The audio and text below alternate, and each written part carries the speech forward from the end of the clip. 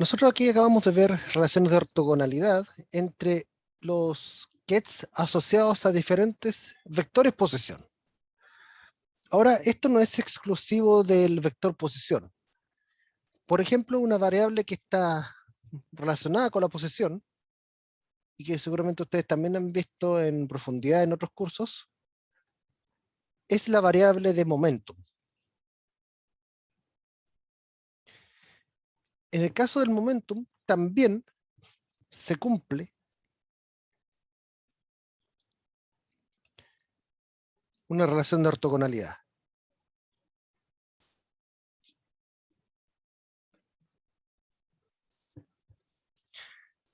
Entonces, esto es lo que ocurre para el momentum lineal.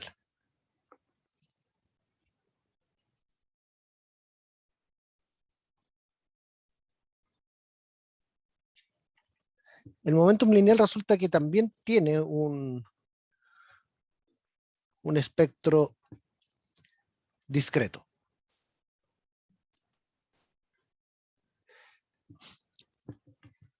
Ahora, ¿cómo uno entiende también aquí al operar momentum? Perdón, al vector de momentum. Resulta de que seguramente ustedes habrán escuchado en el curso de física moderna que el momentum lineal es un operador. Seguramente vieron algo así como esto.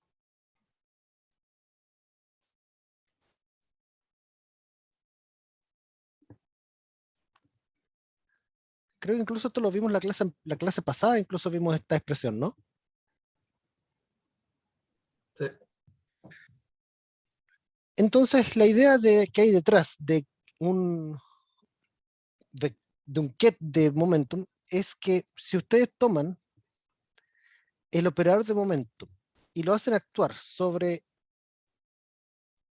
un ket de momentum, lo que va a salir de aquí es un valor propio igual al momentum en la componente X asociado a este ket. Aquí yo quiero hacer la diferencia. Este de aquí es el operador momentum lineal en el eje X, y este de aquí en cambio es un valor propio.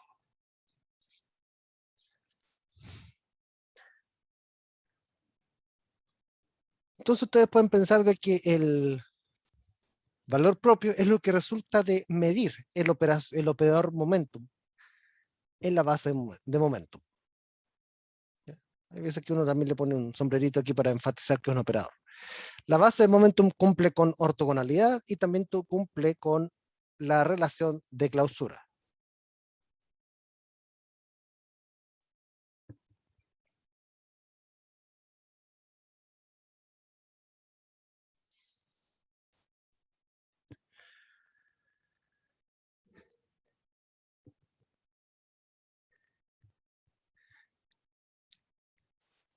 Ahora, resulta de que uno puede demostrar, esto sí se lo dejo a usted de tarea, que debido a que el momentum lineal con respecto a la posición tiene la forma de una derivada, ocurre que la base de momentum y la base de posición están relacionadas entre sí a través también de una transformada de Fourier. En palabras más sencillas, lo que estoy diciendo es esto.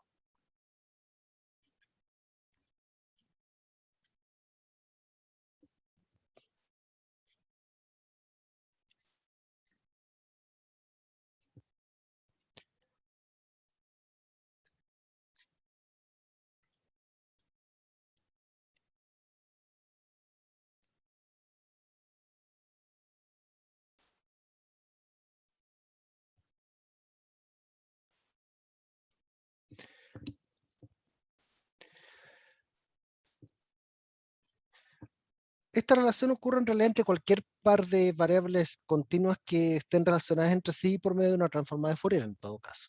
¿Ya?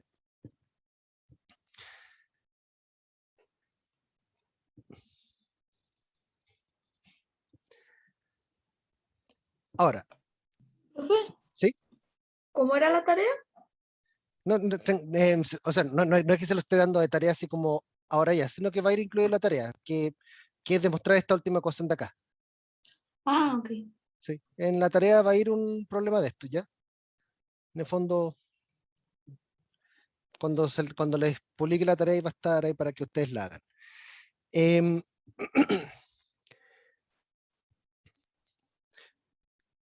Ahora, nosotros vimos esto para para el operador de momento lineal. En el caso de los operadores de posición, nosotros esperaríamos algo parecido. De que el resultado de operar con el operador de posición en X sobre un ket de posición sea el valor de X. Y parecido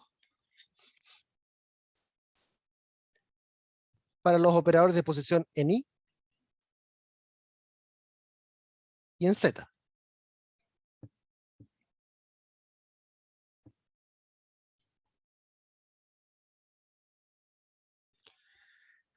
Aquí recuerden, las mayúsculas están indicando operadores, las minúsculas en este caso son valores propios. ¿Ya?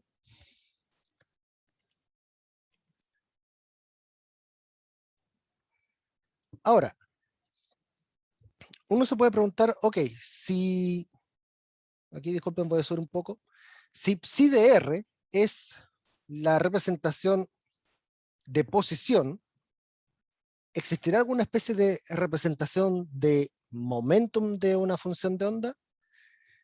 Y la verdad es que existe, que eso es lo que se refiere uno cuando uno habla de representación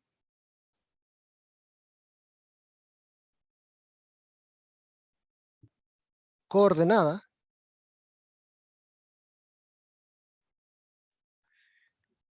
y de momentum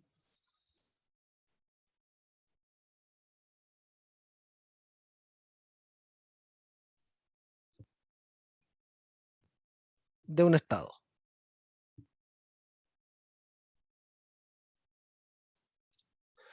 Cuando nosotros veamos los postulados de la mecánica cuántica, en la próxima semana creo yo ya,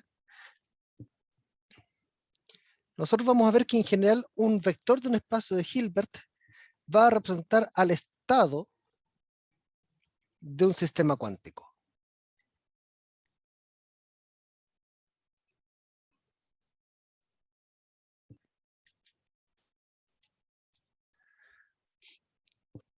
Incluso aquí uno va a usar un poco del lenguaje y más que incluso después hablar de que este es el vector que representa el estado de un sistema cuántico, nosotros muchas veces vamos a decir simplemente que este es el estado del sistema más. Vamos a decir que el estado es un ket del espacio de Hilbert. Entonces nosotros de aquí decimos de que al proyectar la posición sobre la base de posición, perdón, al proyectar el estado sobre la base de posición, se obtiene la representación coordenada del estado.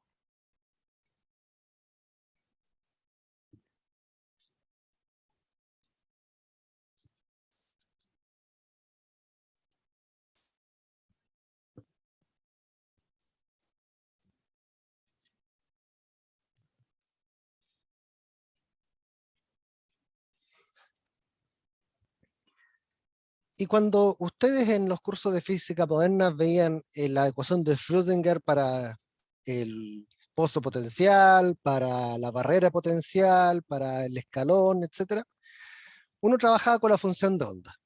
Lo que uno está haciendo ahí básicamente es trabajar con la ecuación de Schrödinger proyectada sobre la base de posición. Ahora, uno podría haber no trabajado en la base de posición, podría haber trabajado en la base de momento. Voy a colocarle aquí una tilde para usar una letra levemente diferente, que vendría siendo lo que sale al hacer la respectiva proyección sobre la base de momento.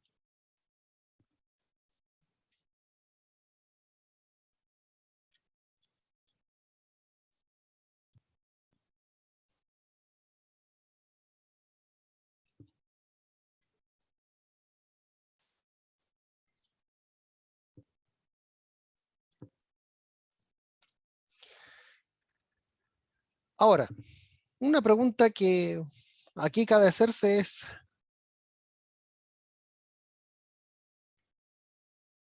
¿cómo es que uno pasa de una para la otra? Si acaso están directamente relacionadas o no. Y la verdad es que sí, sí están directamente relacionadas. Y para eso nosotros vamos a ocupar la ecuación que aquí habíamos marcado encerrado en un marco.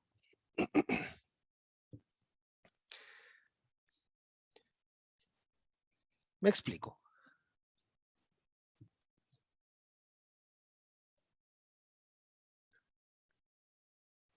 Dijimos que esto sale al proyectar al estado sobre la base de momento.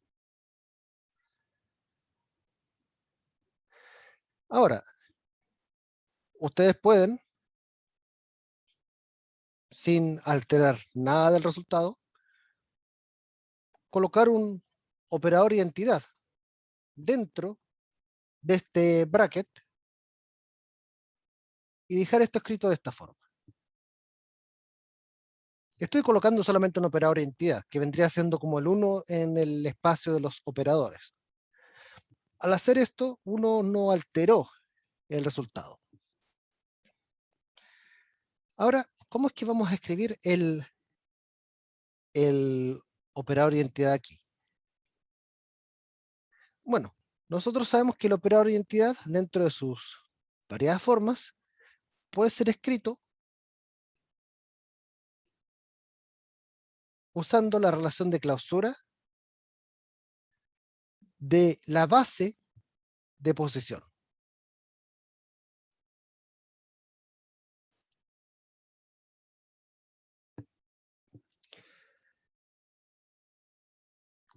Ahora, aquí podemos hacer uso de la linealidad.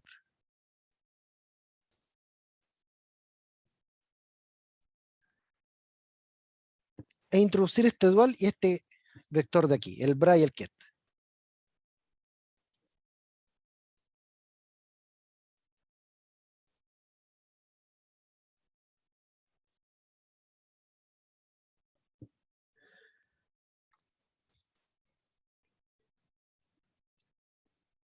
Esto lo acabamos de ver hace poco, que era el segundo producto anterior.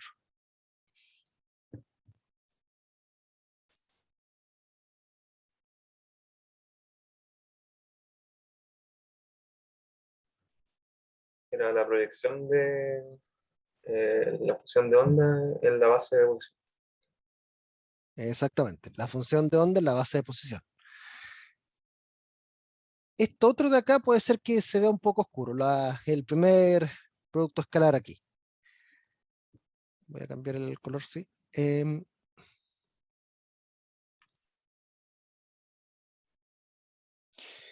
Ahora, tal vez se ve un poco menos oscuro cuando nosotros recordamos que era P, el vector P. Si nosotros aquí recordamos que el vector de posición está relacionado con el vector de momentum está relacionado con el vector de posición a través de algo que tiene como forma de transformada de Fourier.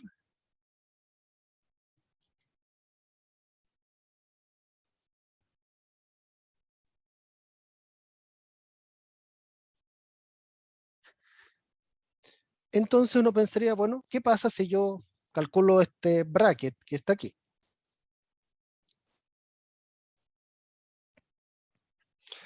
Primera cosa, al sacar aquí el dual de P, tendría que sacar el dual de todo esto que está acá. Sería 2 pi h barra a la 3 medios en el denominador.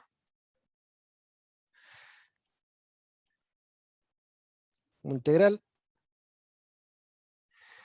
Aquí quiero que tengan cuidado con algo. Como aquí yo estoy usando el R como algo externo, aquí es mejor que cambiemos la variable de integración. Voy a llamarle x'. Total, aquí esta x es una variable muda. Como está dentro de la integral, estamos integrando aquí con respecto a todo R3. No va a aparecer explícitamente esto después en el resultado. Entonces podemos aquí cambiar el nombre de esa variable. Ahora, al sacar el dual tenemos que conjugar las funciones que aparezcan aquí. El conjugado de una constante real es ella misma, pero el conjugado de esta exponencial es e a la menos i p punto r' sobre h barra. Y aquí queda el dual del vector r'.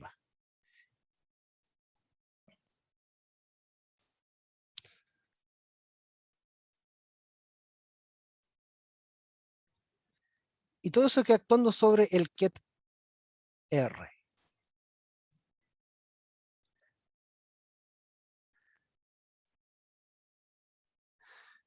Si ahora nosotros simplemente hacemos algo de álgebra,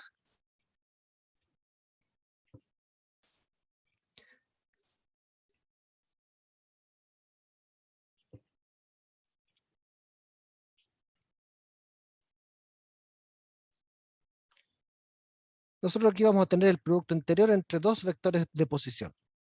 ¿Y cuánto salía este producto interior de aquí?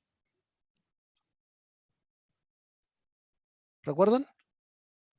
La delta dirá. La delta de Dirac.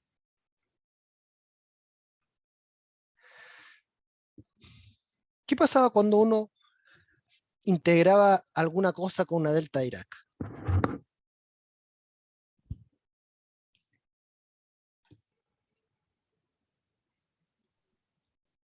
Tomaba el valor de la función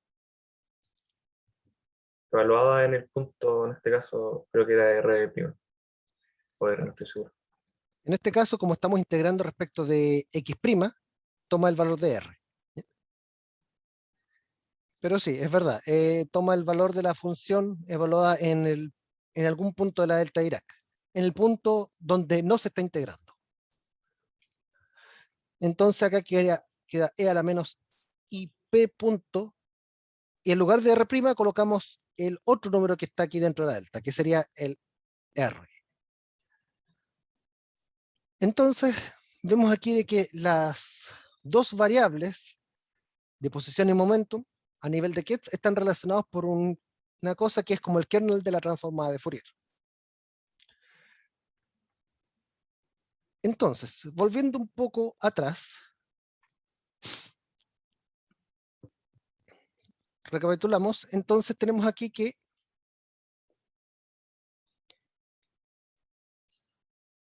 la función de onda en representación de momentum sería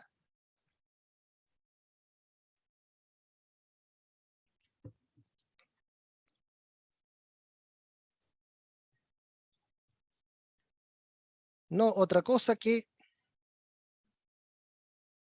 en primer lugar, el producto entre P y R. Y ese producto entre P y R es lo que acabamos de calcular acá.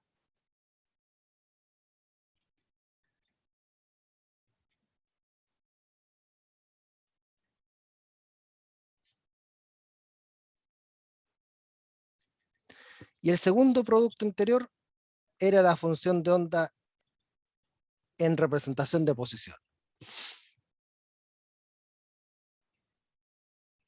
Así que en resumen,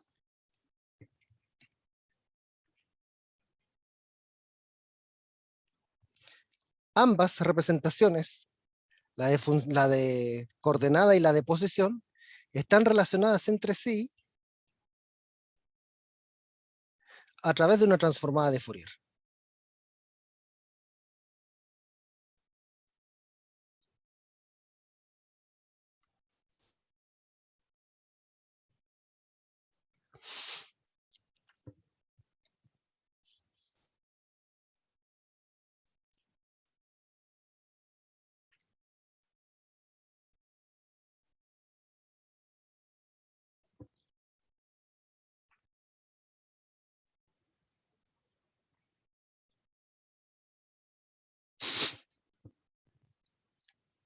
Ahora uno puede preguntarse, oye, pero ¿por qué en el caso cuántico posición y momentum están relacionados por una transformada de Fourier, siendo que en el caso clásico no era así?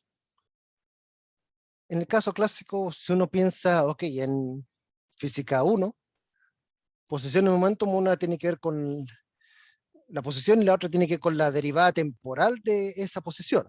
En el caso de mecánica clásica, uno definía los momentos canónicos como unas derivadas de los lagrangianos, de los hamiltonianos con respecto a las derivadas temporales de las coordenadas.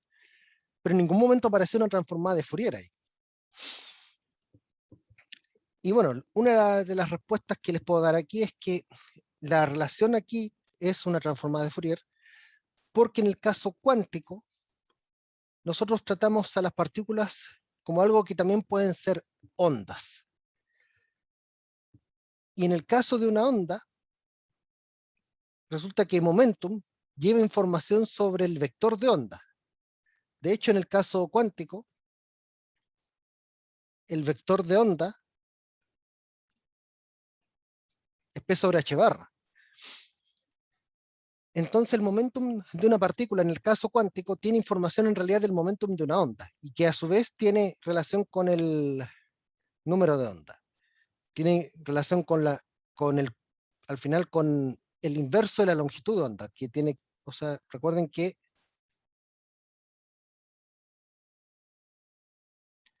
espérame un segundo.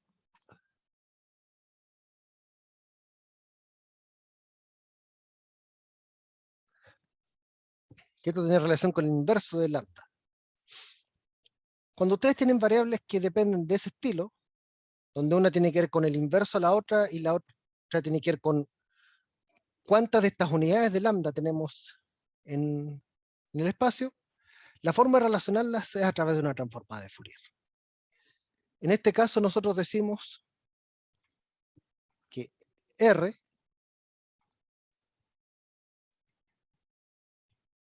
y P son variables conjugadas.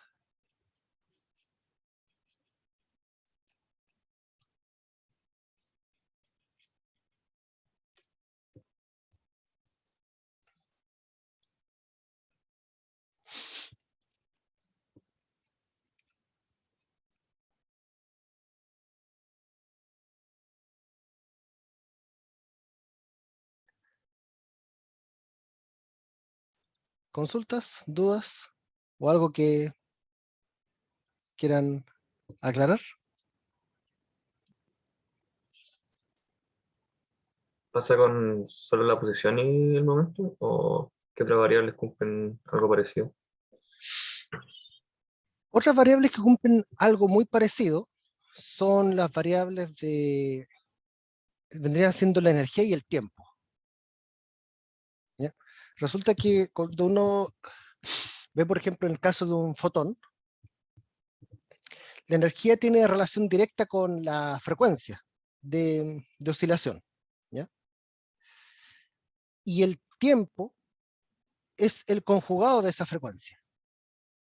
Porque el tiempo al final es lo que mide el reloj y la frecuencia al final es cuántas oscilaciones tenemos por unidad de tiempo. Vendría siendo el inverso. Algo así como el número de onda vendría siendo una especie como de inverso de la posición. En el caso de la frecuencia vendría siendo un inverso de una variable temporal. Entonces también ocurre una relación de este estilo entre las variables de energía y tiempo. ¿Bien?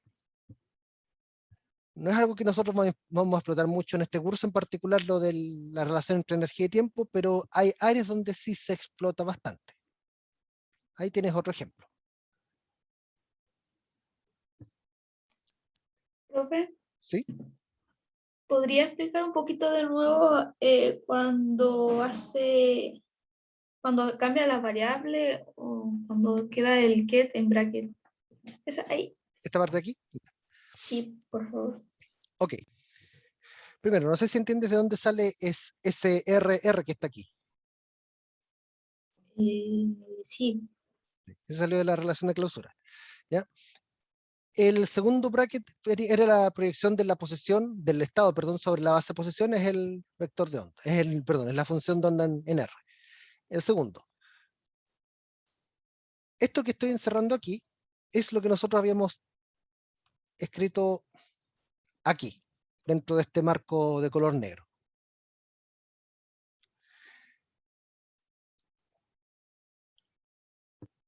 Lo que hacemos acá es, para calcular este producto interior, es primero calcular el dual de este P. El dual me refiero al bra, ¿ya? Si este es un ket, el dual es el bra. Entonces, para calcular el bra, lo que tengo que hacer es tomar esto y las constantes, conjugarlas. El conjugado de 2πh barra la 3 medios es el mismo porque es un número real. El conjugado de esta exponencial es la exponencial pero con el signo cambiado. El dual de este R es el bra de R. ¿Por qué aquí yo le puse X'? Porque como aquí ya estoy usando la variable R afuera de la integral para evitar confusión, es que mejor aquí yo usé otra variable de integración. Al ser una variable de integración es una variable muda, o sea, no aparece al final del cálculo, va a terminar desapareciendo. Y bueno, la integral, ¿cómo es que uno conjuga el signo de integral? No es necesario conjugarlo porque en realidad esto es una suma. Si uno piensa en la suma de números complejos, el conjugado de esa suma es la suma de los conjugados. Lo mismo ocurre acá. Tengo una suma de números complejos, al conjugarlo tengo la misma suma, pero de los complejos ya conjugados. Ok, entonces ahora tomo esto y simplemente calculo el producto interior entre el bra de posición R' y el ket de posición R. El resto lo mantuve tal cual. La constante, la integral, la exponencial, y tengo este bracket. Pero este bracket nosotros habíamos dicho que era la delta de Dirac. Y cuando uno integra algo que tiene una delta de Dirac, el efecto que tiene la delta de Dirac es, entre comillas, matar la integral. Si estoy integrando con respecto a X', o sea aquí al R', lo que hago cuando integro aquí es tomar la función y evaluarla en la otra variable, que sería en este caso la R. Entonces tomo esto y lo evalúo en R, y queda simplemente esta última expresión de acá. Letra chica con la delta de Dirac. Esto es válido siempre que el dominio de integración tenga incluida a esta R. En este caso el dominio de integración es R3, así que sí la incluye. Caso contrario sería 0. Entonces por eso es que vemos aquí que el bracket entre P y R es proporcional a esta exponencial. Y ya lo que hicimos después fue simplemente insertarlo acá.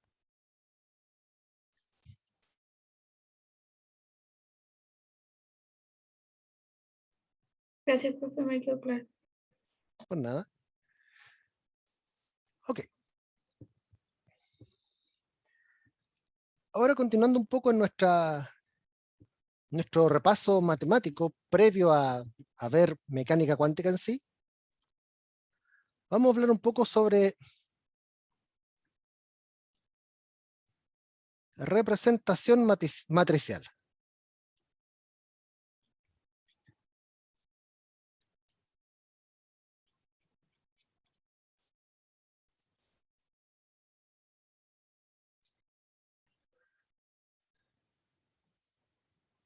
Esto ya es un tema ligeramente diferente, ya no tiene mucho que ver con posición y momentum, la verdad.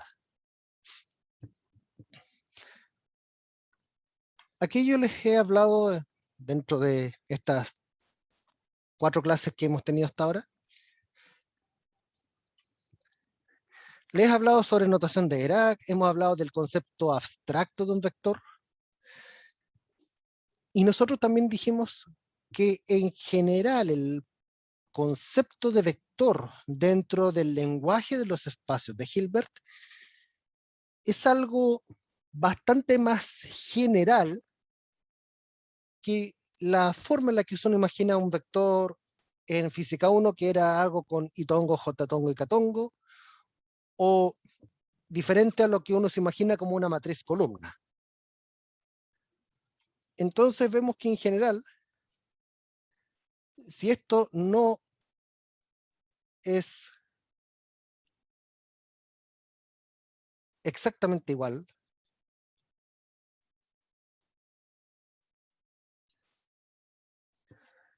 a una, mejor dicho,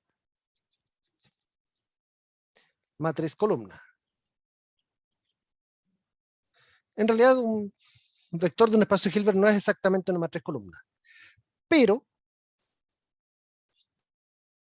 bajo algunos casos podría ser representado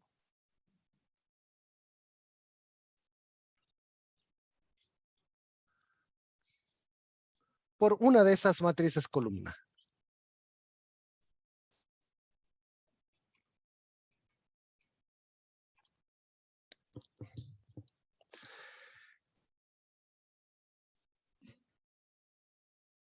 ¿A qué me refiero yo con representar? De que vendría siendo una forma de escribir. Si acaso la naturaleza dice exactamente, no sabe que el estado de su electrón es un vector columna, no necesariamente, pero por lo menos uno para ciertos casos podría imaginarlo como una matriz. ¿Cómo se hace ello? Nosotros tenemos, por ejemplo, un ket dado. Si nosotros usamos la relación de completitud en alguna base, aquí mejor primero voy a comenzar definiendo una base.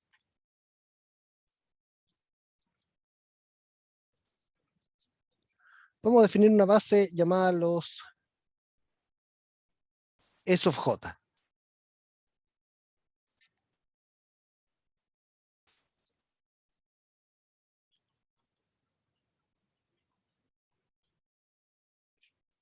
Ortogonales.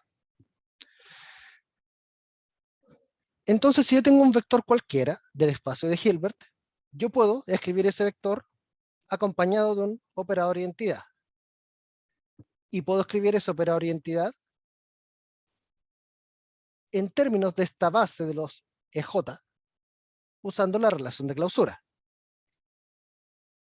Desde 1 hasta la dimensión del espacio de Hilbert.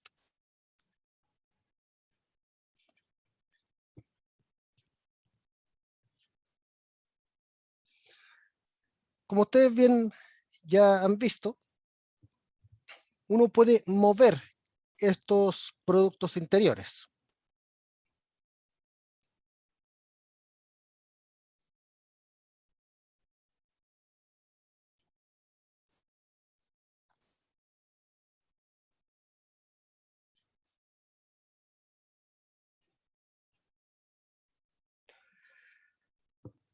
Lo que hicimos aquí fue tomar nuestro estado cuántico y representarlo en una base.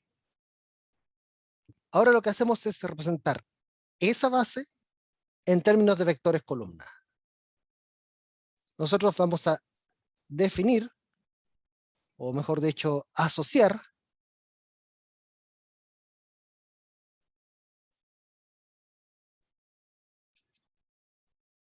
vectores columna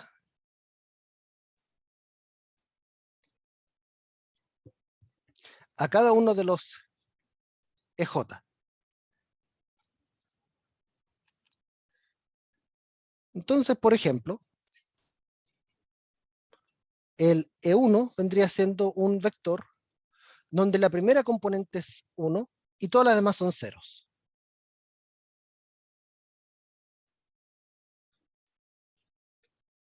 El E2, un vector donde la segunda componente es 1 y todas las demás ceros.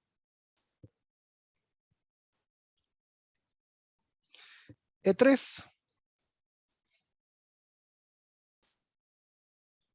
tercera componente 1, todas las demás ceros.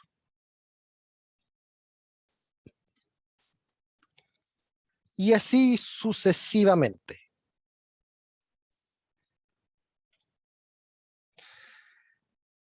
Entonces, si uno junta la asociación que hicimos aquí entre kets y vectores columna con lo que sale de descomponer un estado a través de la relación de clausura, lo que nosotros vamos a encontrar aquí es que nuestro estado cuántico va a poder escribirse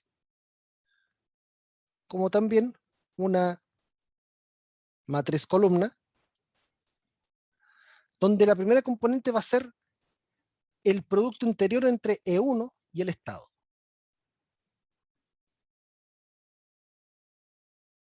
La segunda componente entre E2 y el estado. La tercera componente, el producto entre E3 y el estado, y así sucesivamente hasta llegar al último término.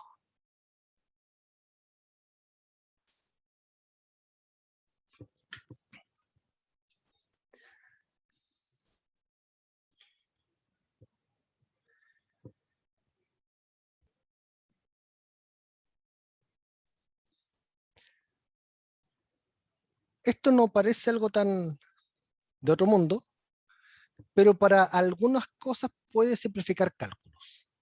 Y por eso es que se lo estoy mostrando aquí.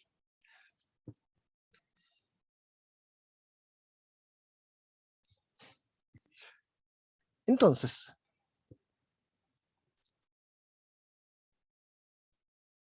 ¿por qué? O mejor dicho, vamos a ver un pequeño ejemplo.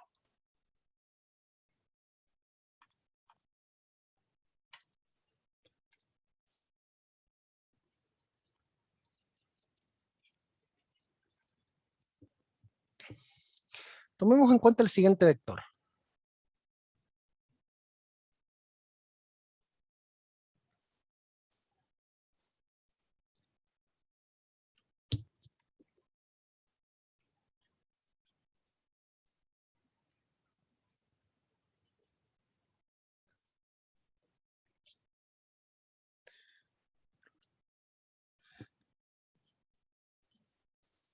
Un vector que tiene estas componentes, 2, 3 y 4.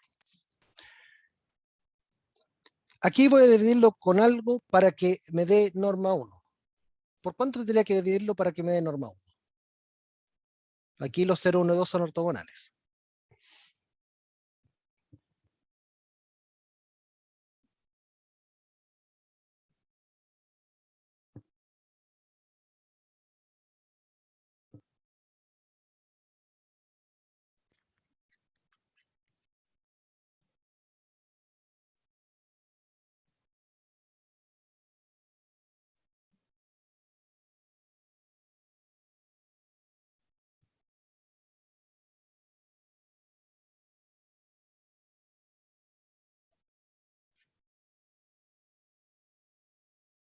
¿Por cuánto tendría que dividir?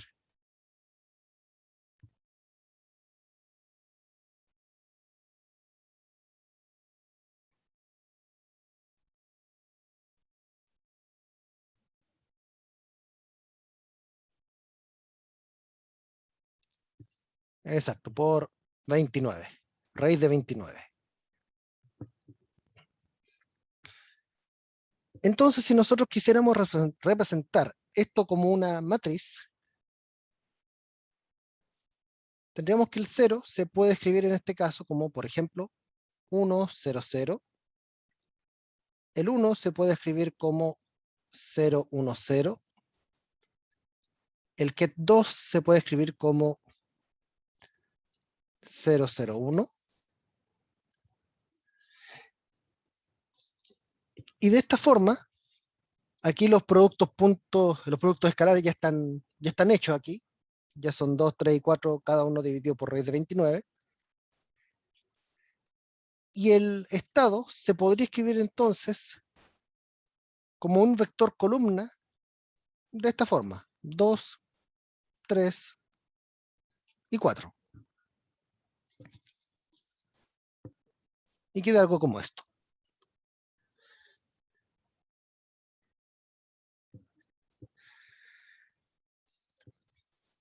Vamos con otro ejemplo.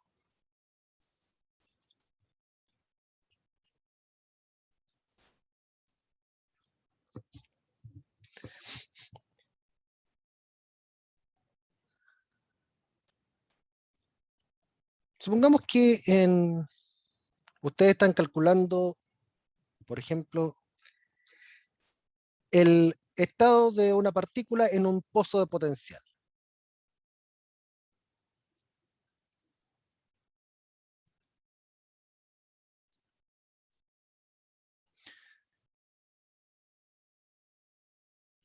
Y ustedes obtienen de que el estado de esta partícula es algo de esta forma.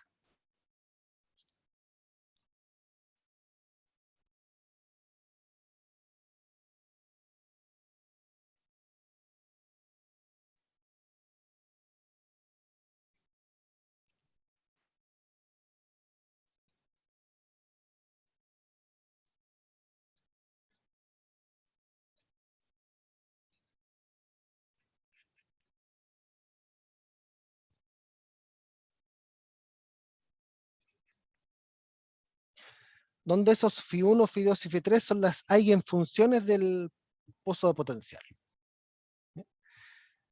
Si nosotros aquí buscamos cuál es la constante de normalización que tiene que ir acá abajo, recuerden que hay que calcular aquí usando los módulos complejos de estos vectores. O sea, el módulo de 3i es 3, que al cuadrado sería 9. El módulo de esta exponencial es 1. Y el módulo de 4 es 16. Da en total que esto tiene que ser dividido por raíz de 26 para que tenga un norma igual a 1.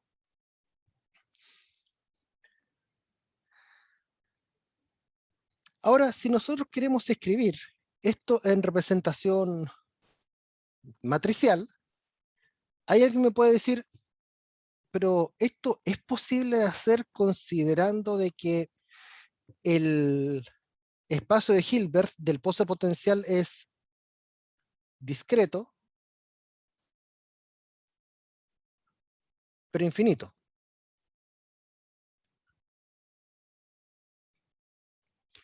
Las eigenfunciones del pozo potencial van desde n igual a 1 hasta n igual a infinito. Entonces son infinitas funciones de onda, las que pueden aparecer acá. Entonces lo que uno puede hacer aquí es limitarse a un subespacio.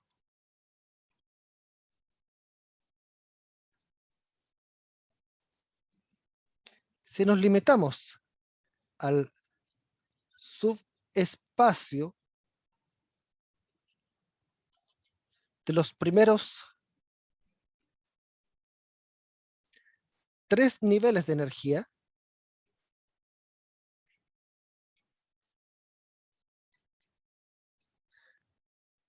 ¿por qué los 3 primeros niveles? Porque son justo eso lo que se están usando.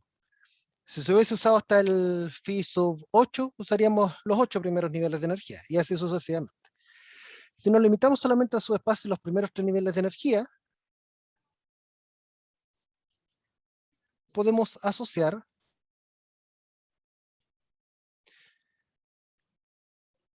a la primera eigenfunción, ahora ya usando notación de Dirac, con el primer vector columna, a la segunda eigenfunción con el segundo vector columna, canónico, y a la tercera eigenfunción con el tercer vector columna. Y de esta forma, el estado de la partícula vendría siendo 1 sobre raíz de 26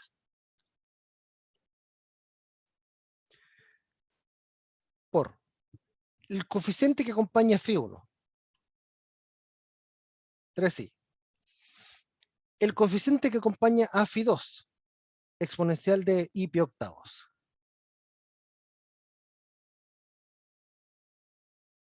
Y el coeficiente que acompaña a Φ3, que sería 4.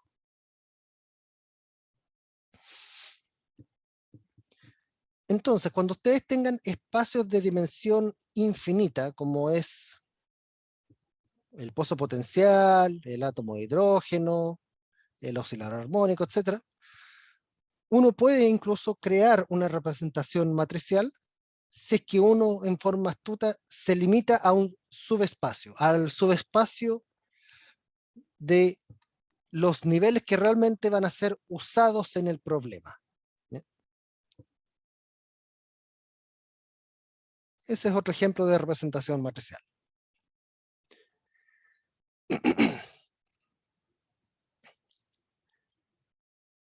¿Dudas o algo que no se haya entendido antes de continuar? Profe, ya en un ejercicio, ¿cómo vamos a ver cuántos niveles o lo que sea que haya que tomar para crear el subespacio? Muy buena pregunta. Resulta de que hay operadores, por ejemplo, aquí voy a inventarme un ejemplo colgándome del anterior.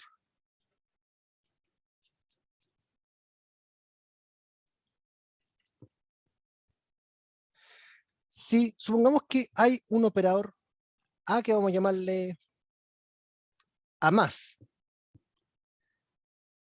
que lo que hace es que toma un FJ cualquiera y lo transforma en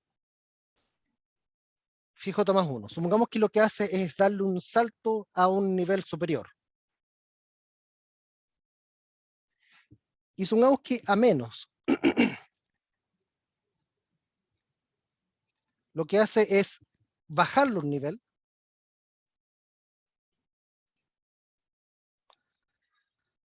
Entonces, ¿qué es lo que nosotros sabemos aquí de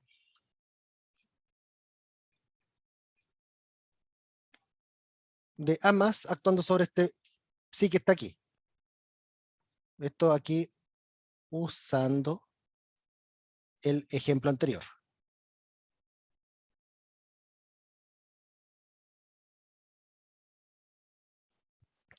Si el A más lo que hace es subir un nivel, el 1 pasa a ser 2, el 2 pasa a ser 3 y el 3 pasa a ser 4, ¿cierto? Entonces, A más sobre psi llega a usar hasta phi 4. Mientras que A menos de psi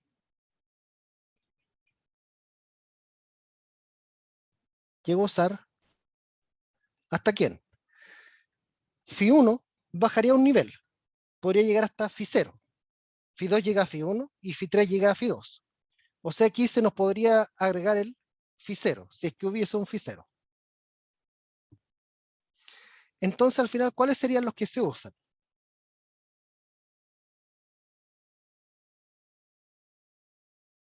Se usa phi 0, los originales phi 1, phi 2 y phi 3, y además se agrega phi 4. Entonces, aquí nosotros tendríamos que en realidad ocupar no un espacio de dimensión 3, tendríamos que ocupar alguno de dimensión 5. Ahora, uno se puede preguntar, profe, pero yo ya hice el cálculo con el phi 1, phi 2, phi 3 definido de esta forma. ¿Cómo yo fabrico ahora nuevos vectores? Alternativa 1. Podemos mantener estos de aquí tal cual como estaban.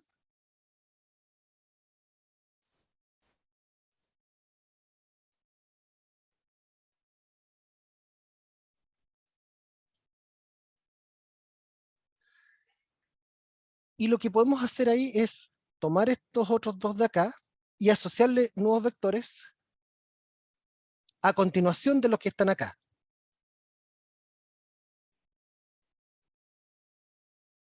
Y aquí completamos con 0.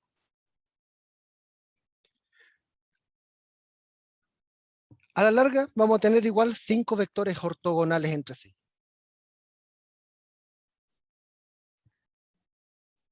Entonces lo que pasaría aquí es que en realidad esto que está aquí sería una representación, no en la base phi 0, phi 1, phi 2, phi 3, phi 4, sino que en realidad sería una representación en la base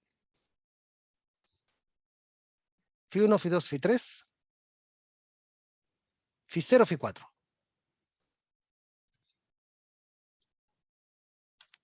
Esa sería una forma. Lo otro sería definirlos completamente de nuevo. Definir phi 0 como 1, 0, 0, 0, 0, el phi 1 como 0, 1, 0, 0 y así.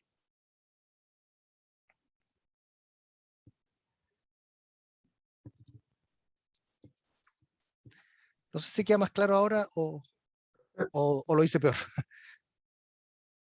No sé, se entendió el método, pero mi consulta es si La primera opción, es decir, agregar y0 y F4. Ahí el orden no afectaría a la interpretación del problema.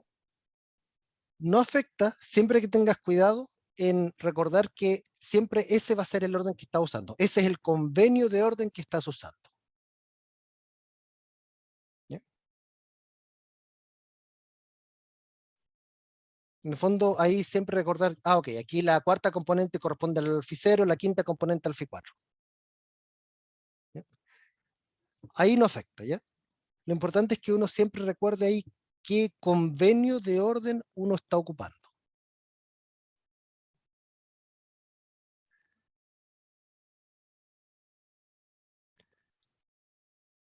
¿Se entiende mejor ahora? Sí. Ok. Ahora, esto que yo les acabo de contar, de representar matricialmente a un ket, no se limita solamente a los kets. Resulta que es posible también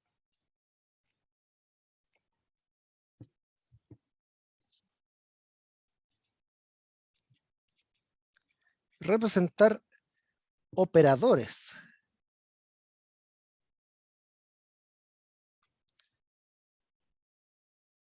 como matrices. Entonces, si bien un operador no es exactamente una matriz, hay ciertos operadores que se pueden representar como matrices. ¿Cuáles son esos ciertos operadores? Aquellos que sean o que estén actuando sobre un espacio de Hilbert discreto. ¿Ya? Por ejemplo, el operador derivada es complicado expresarlo como una matriz porque actúa sobre funciones que tienen parámetros continuos. El mismo eigenvalor del operador derivada es un eigenvalor continuo.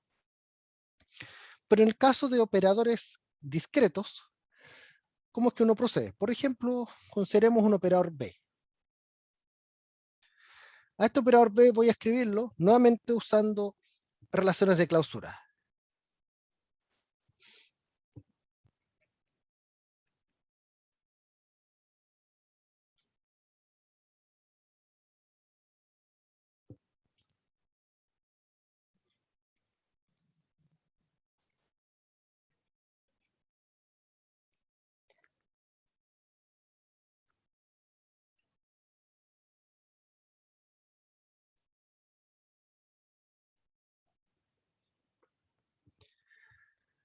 Ahora, yo aquí podría haberme saltado los paréntesis, solamente que no me los salté por ahora para que fuese esto paso a paso. Estas dos sumas yo las puedo concentrar en una sola suma, pero teniendo cuidado en mantener ambos índices.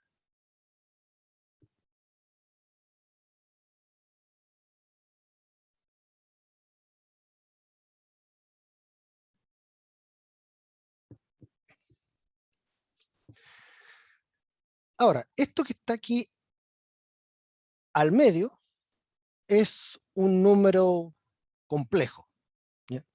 Pero es un número, es un escalar. No es ya más un vector, no es ya más un operador, es un escalar. A ese lo voy a poder mover, porque ahora como esto es una cosa que simplemente pertenece a los complejos, yo puedo moverlo.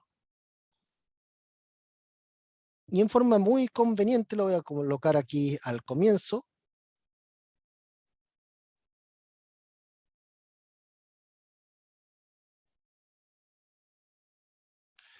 Y me va a quedar como factor del ket bra formado por EJ y EK.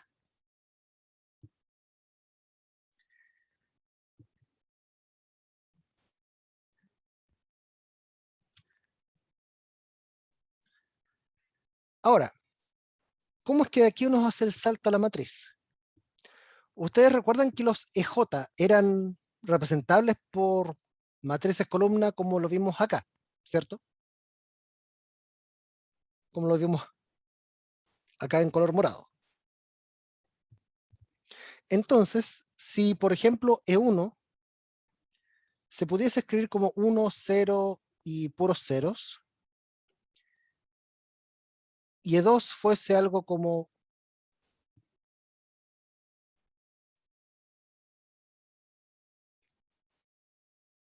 esto, ¿cuánto sería algo de este estilo?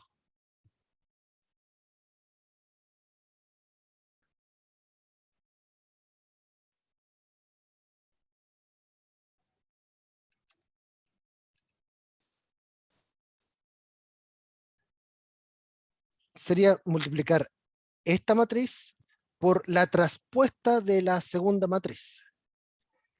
Eso da como resultado la siguiente matriz.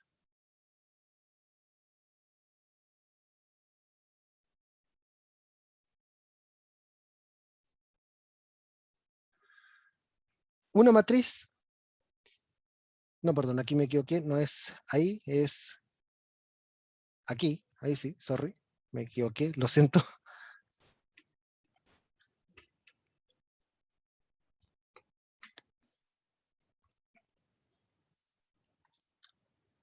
Ahí sí.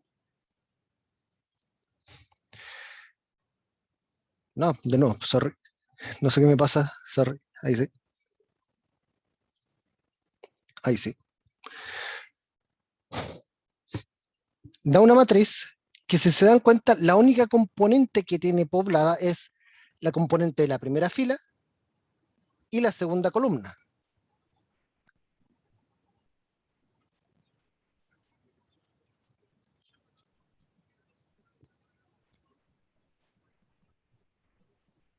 No sé si se entiende de dónde llegó esta matriz.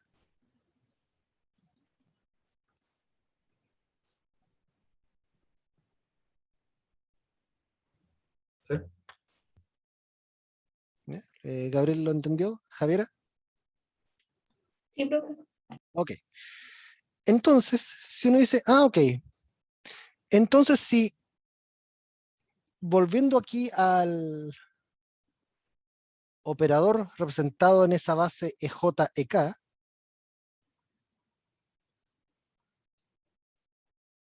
tenemos que ese get bracket aquí, el EJ y EK, representa entonces una matriz que está en la fila J y en la columna K. Entonces la conclusión a la que uno llega aquí es que esto que está aquí, el producto, el sándwich que está aquí entre el operador y el EJK, debe ser otra cosa, no debe ser otra cosa que el B sub JK. O sea, el valor de B que estaría en la fila Jésima y en la columna Késima.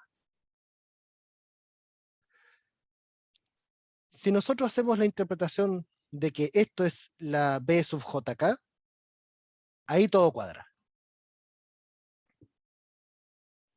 Entonces, de esa forma, ustedes pueden representar un operador como matriz.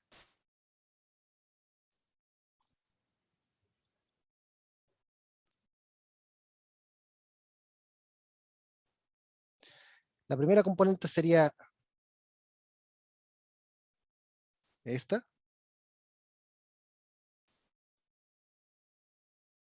Esta sería la segunda, etcétera.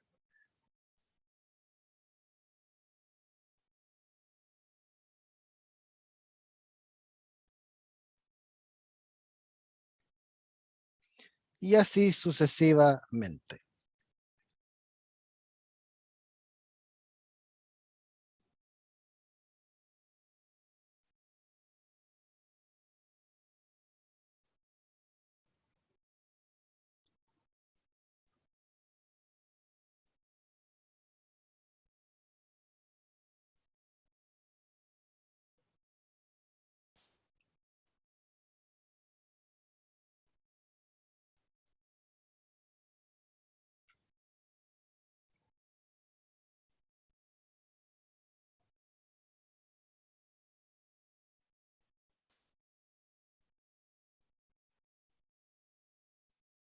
Entonces así uno podría representar a un operador dado en forma matricial.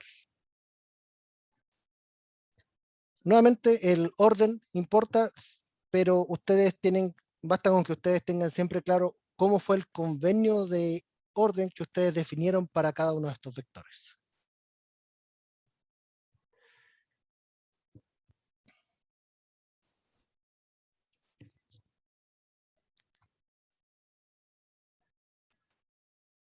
Ok, y ya para ir finalizando la clase de hoy, vamos a hablar un poco sobre conmutadores.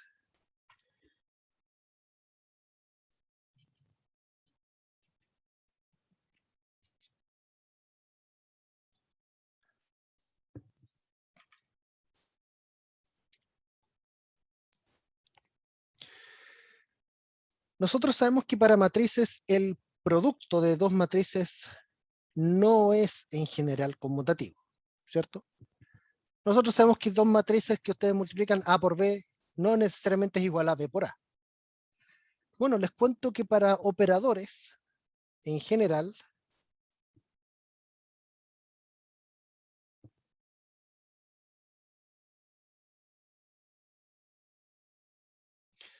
ocurre que si ustedes tienen el producto de dos operadores,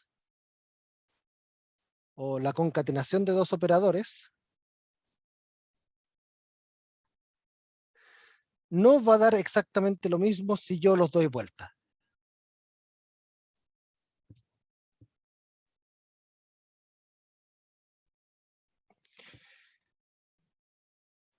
Como no da lo mismo, es que existe una cantidad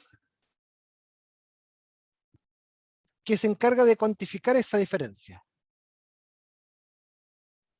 que es algo que nosotros vamos a abreviar aquí con unos corchetes. A esto se le llama el conmutador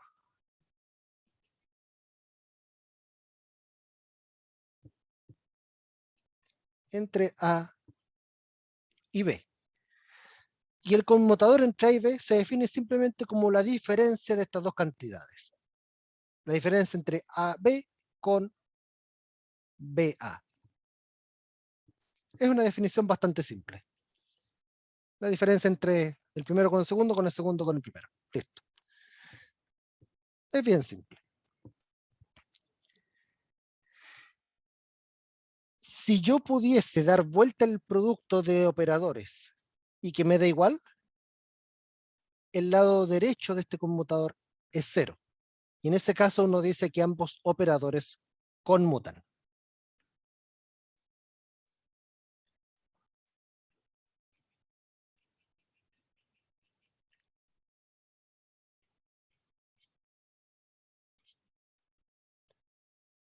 Cuando el conmutador entre A y B es igual al operador nulo.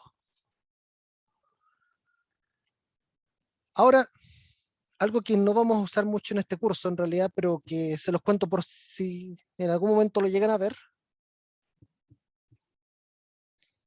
Existe también algo llamado el anticonmutador.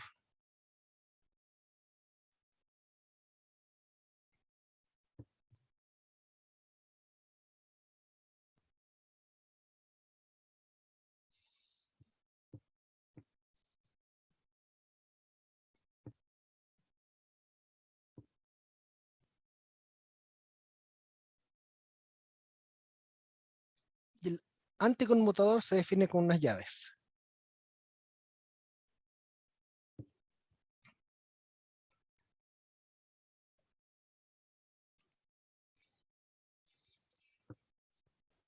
En ese caso lo que busca es la suma.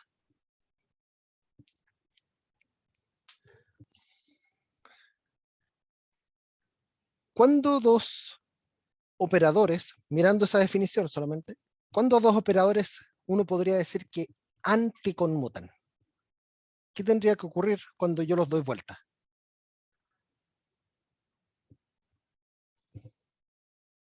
Debe ser el doble.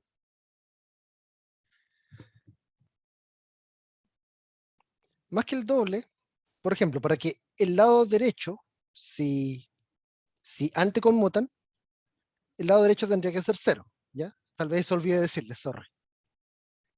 Si anticonmutan, el lado derecho tiene que ser 0. Eso significa que AB y BA están relacionados por un signo menos. O sea, BA es igual al negativo de AB. No lo vamos a usar en este curso, pero si ustedes después en algún momento hacen un curso de mecánica cuántica avanzada, el anticonmutador se ocupa, por ejemplo, para describir fermiones. ¿Han escuchado hablar de los bosones y los fermiones? Sí. Bueno, resulta que los fermiones son aquellas partículas que tienen spin semientero, y resulta que hay ciertos operadores asociados a los fermiones que anticonmutan, ¿ya? O sea que en el fondo ustedes dan vuelta el producto entre ellos y aparece un signo menos. Eso tiene que ver con ciertas simetrías que exhiben las funciones de onda de los fermiones, ¿ya? En el caso de los bosones, en cambio, ciertos operadores que escriben bosones conmutan, ¿ya? O sea, ustedes pueden darlos vuelta y queda tal cual. Y eso también da cuenta de ciertas simetrías que exhiben los bosones. Los bosones son aquellas partículas que tienen spin entero. Ejemplos de bosones son los fotones, por ejemplo, y las partículas que en general portan fuerzas. Y ahí está el bosón de Higgs, están el hipotético gravitón, están los bosones de W, el Z y los gluones. Mientras que fermiones, por ejemplo, ahí están los electrones, los protones, los neutrones, etc.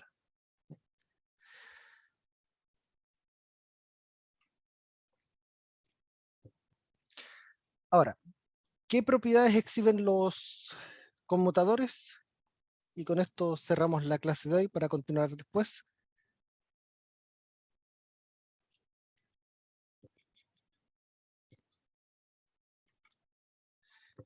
Es que los conmutadores en general exhiben cierta linealidad.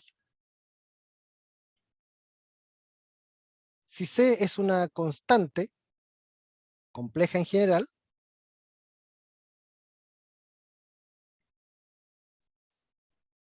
esa constante puede salir del conmutador.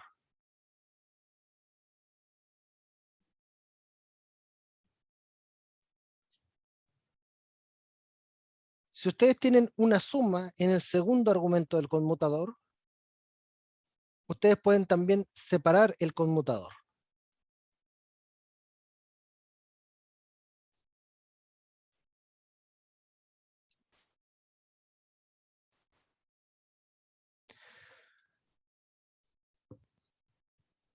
Ahora, estas dos propiedades son válidas tanto para el primer argumento como para el segundo.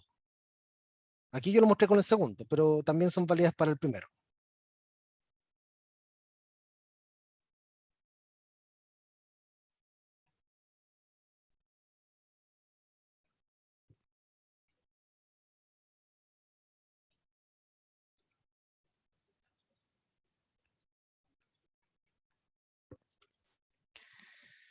Estas propiedades son más o menos triviales, no son tan difíciles de demostrar.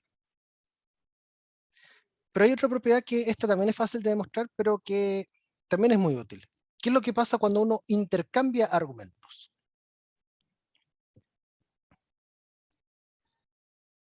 Si uno da vuelta el orden de los argumentos en un conmutador, aparece un signo menos.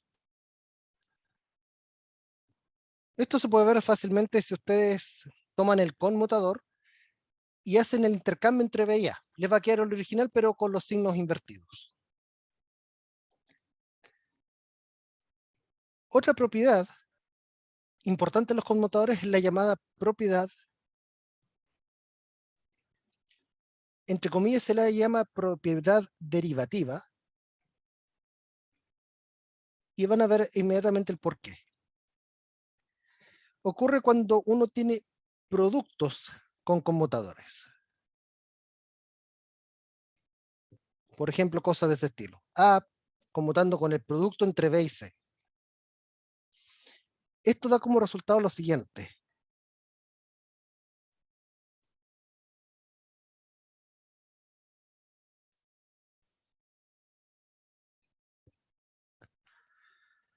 ¿A quién les recuerda esto? Corchetes de bosón. Bueno, hay una inspiración con los corchetes de Poisson, pero vámonos un poquito más antes, digamos, más antes en la formación de ustedes. Cálculo.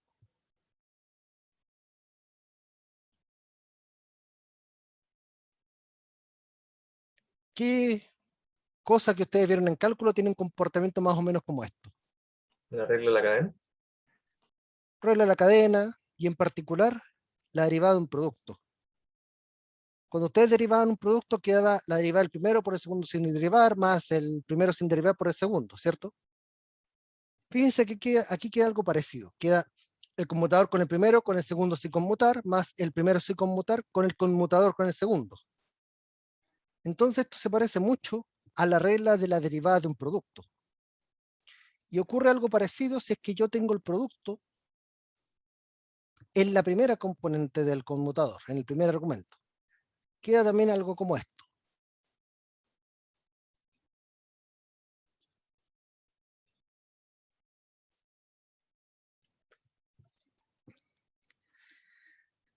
Ahora, esto es algo que ustedes pueden demostrar fácilmente.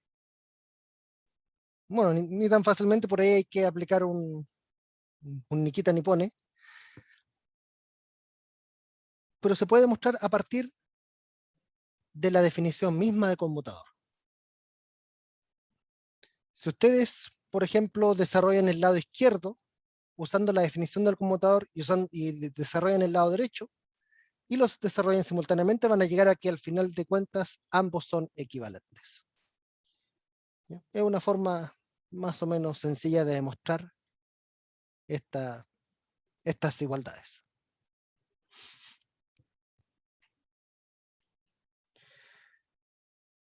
Ahora, en el caso de operadores que tengan forma de matriz, es bien sencillo calcular un conmutador. El verdadero desafío ocurre cuando hay que calcular conmutadores de cosas que no tienen forma de matriz. Por ejemplo, ¿qué pasa si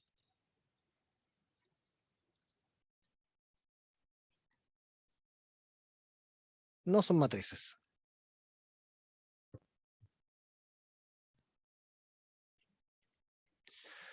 Por ejemplo,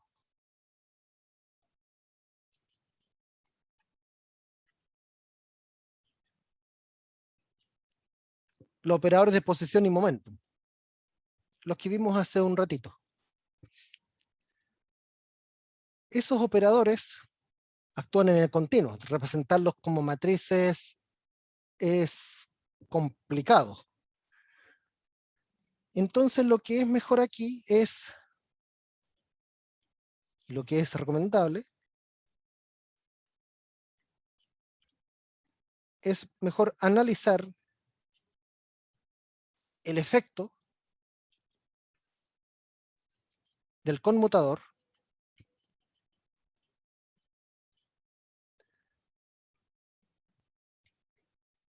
sobre un elemento del espacio de Hilbert.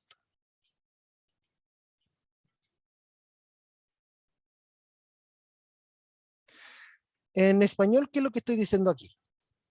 Que, por ejemplo, para calcular el conmutador entre X y P, en lugar de ustedes calcular esto, mejor calculen esto. ¿Qué es lo que ocurre cuando ustedes toman eso y eso está actuando sobre un ket dado?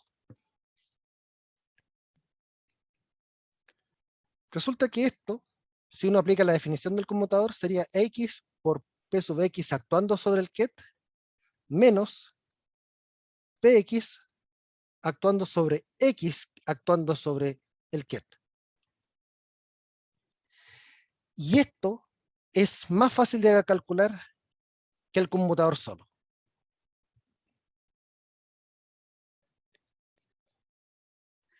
¿Ya? Eso sí lo vamos a ver en la próxima clase, no alcanzamos a verlo ahora, pero se los menciono para que lo tengan claro, de que cuando sea difícil calcular conmutador per se porque no sea fácil representar a los operadores, mejor calculen el efecto del conmutador sobre algún estado, sobre alguna función o de onda o eigenfunción. y sale más fácil el cálculo. ¿Consultas, dudas o algo que prefieran repasar después mejor la próxima clase?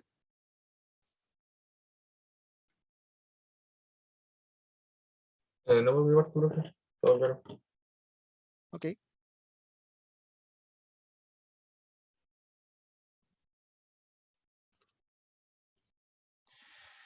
Bueno, la tarea número 1 se las voy a entregar el día lunes para que la empiecen a desarrollar. Ahí van a tener 10 días para desarrollarla. La tarea 1 se va a tratar de todo lo que hemos visto en esta primera unidad, todo lo que tiene que ver con la matemática necesaria para entender la mecánica cuántica. ¿Ya? Así que igual mi recomendación es que empiecen a repasar un poquito los contenidos desde ya.